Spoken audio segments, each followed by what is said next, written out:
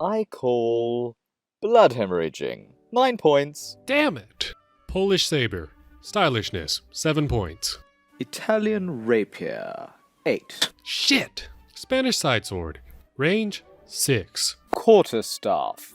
7. Come on, it's a stick. Hardly a weapon if you ask. Ah, fuck it, you're right. Danish axe. Blood hemorrhaging. Oh hey kids, looks like you caught me at a bad time. Right now I'm just playing a game of top trumps with Sigmund Oppenbaum over here. War scythe. 10 points. Fuck! You know, Mr. Dreller. Oh no. The company behind Top Trumps also gave us the stylophone. Don't even. Perhaps I should play you a little tune. Ooh, alright. Say, to finish this off, why don't we play a real man's game of top trumps now, shall we? Ah, you mean overly obscure weapons of violence? Oh, you bet your ass.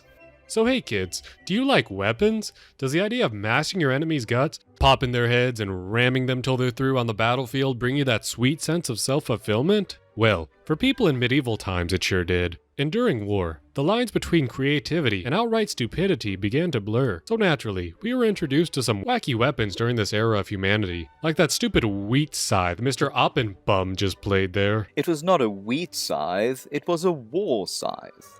Potato. Well, whatever. To start this shit off, I'm going to play... But first...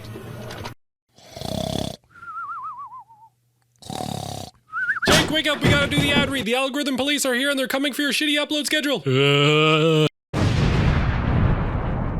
And that wasn't even a Monday.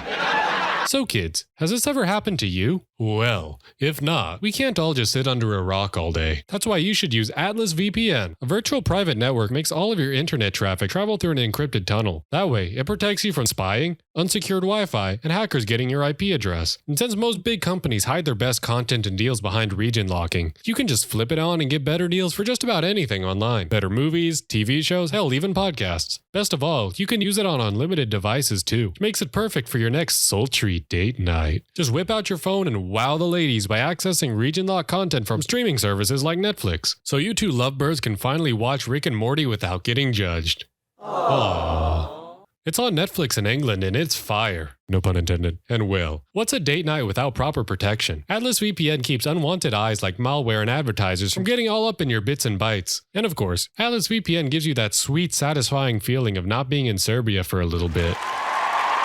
So that's right, go right on over to get.atlasvpn.com/jakefarm because we got a limited time deal for our audience. 3 full years of Atlas plus 3 months free for only $1.83 a month with a 30-day guaranteed return policy. Yeah, that's right. Crank open those ear canals because I just said 3 full years of Atlas plus 3 months free for only $1.83 a month. Support our channel, Jake Farm, and get a great deal. So go to get.atlasvpn.com/jakefarm for our special limited time offer with a 30-day money-back guarantee. Anyways, well, whatever. To start this shit off, I'm going to play the Pata.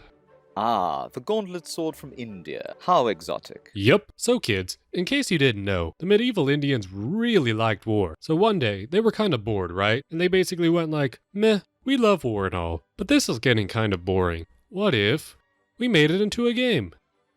Alright, well this is rad and all, but now I'm starting to miss slaughtering people. What if we throw in some sick dance moves? And that's just what they did. So as you all probably know, ingenuity often appears as insanity from the outside, and because of this, much of Indian weaponry from the time feels straight out of a weird fantasy porno. Take the aforementioned pata, for example, a weapon where they would literally import a German longsword, cut the blade off, and attach it to their own little infinity gauntlet. Seems pretty stupid, right? Might as well just cut your arm off at the elbow and screw a blade on, huh? But actually, it was an older cavalry weapon that would protect your arm while slashing on horseback. However, the Indians would later intentionally use this sword on foot. This usage, as predicted, was way less practical, but they invented some cool battle dances so that they could do spinny moves with it. While I commend the spectacle, Mr. Dreller, this is hardly a serious weapon. Oh, it was a serious weapon, alright. A well-trained soldier could still cut you to bits with this shit. Granted, but these did not catch on outside of the Indian subcontinent.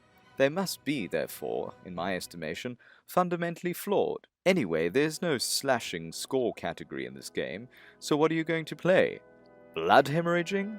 I'm gonna call stylishness 8 points. Ooh, a close call, Mr. Dreller, but my partisan trumps your 8 points with 9. Damn it! Well, it looks like you're getting a right old thrashing today, Mr. Dreller. Well, it looks like you call a dollar store a cheeky pound town. Liebe der Laden deine Mutter, but each to their own. Ooh, I've got the bâton au feu next, the precursor to the modern firearm. The what now? Le bâton au feu. It literally means fire stick. The word gun in English has much less literal origins. You see, what we know as firearms actually started out as a spear with fireworks attached to the end. Invented in ancient China, meant to give enemies at the receiving end a pants-soiling greeting of sorts. One day, in the 1300s, however, a small pebble lodged itself in the barrel of one of these fire lances, as they were called, and the first bullet was accidentally born. Le bâton au feu was a European variation that was made before they thought of making gun stocks or handles, so it's a kind of transitory fossil between a lance and a gun. Sure, you couldn't hit the broadside of a barn with it, but if you were lucky enough to hit something, no armor at the time could stop it.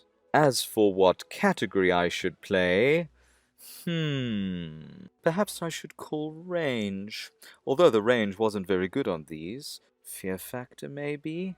As these weapons were absolutely terrifying to people who had never heard anything louder than a horse fart. I mean, that's how they started out in the first place. No, I'm going to play ridiculousness. Final answer. Tell us what you got, Mr. Dreller. Next up I have the War Flail. Ha! Now, this weapon started out as a kind of threshing stick, common in many parts of the world, right? But then people, embodying their inner 4-year-old, began to thwack authority over the head with it. The thing is, these things kinda kicked ass. Think like a really big pair of nunchucks. So after enough peasant rebellions, people actually started custom making these for war, with the new ones basically being a zombie movie weapon, practically being a baseball bat chained to a stick, with studs all over the end. The War Flail, of course. How charming. Although also quite ridiculous. What score do you have? 7. Ah, a 7 to my 8, Mr. Dreller. Hand over your card, please. Damn it! Well, moving on to a more popular society, Feudal Japan was no stranger to war. However, after shutting out the rest of the world for nearly 200 years, they were becoming strangers to progress, and weapons development stalled out and became traditionalized. But they still needed to get an edge over their local enemies. So, when it came to developing new weapons, they thought, we have katanas, big katanas, little katanas, tiny katanas, katanas but for killing horses. What else could we do for this new weapon, where we have to hit something from far away? Put katana on stick! Jinko-san, you're a genius! So that's exactly what they did. So the Naginata was born. It was either used on horseback or by mothers and women trained to defend the household. And surprisingly, it kinda owns. Ha! Hardly more frightening than a butter knife on the end of a broomstick. Besides, I just won the last round, so it's my turn to call the statistic. I call... range. 7 points. Well, I got 7 points too. Well, Mr. Dreller, it would seem we have a tie. You know the rules. Tied cards in the middle. Winner of the next round takes both. Well then, let's play. Oh goody! One of my favorites, the so-called Goedendag, that was popular with Flemish militias in the 14th century.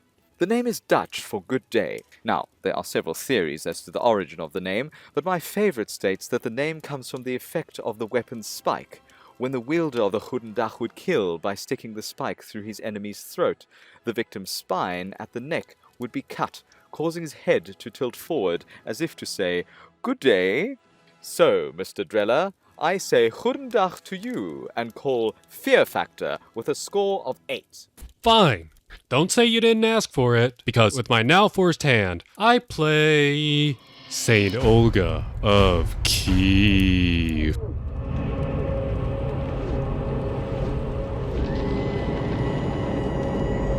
The fuck?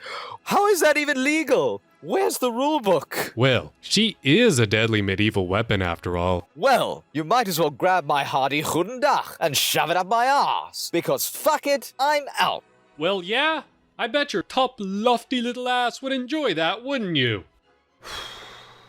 So kids, I guess the moral of the story is, if your bum is tight in a duel of wit, then chances are you're just a Brit. Anyways, I'm Samuel Drella, and I heard that.